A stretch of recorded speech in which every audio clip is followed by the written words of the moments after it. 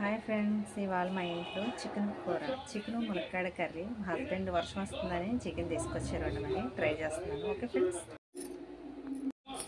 Oil పోస్తుంది.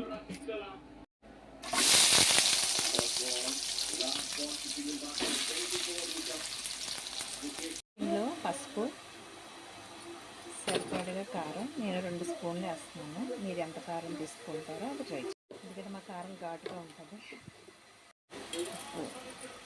Mix చేసి పెట్టుకొని ఉల్లిపాయలు బాగా దోరగా వేయించుకోవాలి.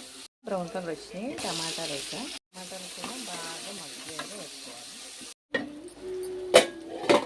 బాగా ఫ్రై అయింది కదండి. మసాలా వేద్దాం. ఇందులో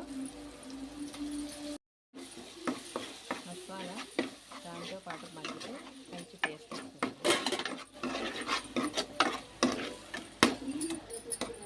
చికెన్ వేసేస్తాను.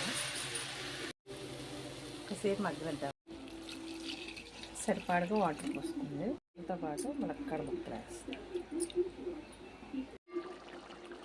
కూర దగ్గరగా అయిపోయిందండి కర్రీ. అదిగోండి మా అబ్బాయికి పెట్టాను. ఎలా ఉంది చిన్న కర్రీ? సూపర్.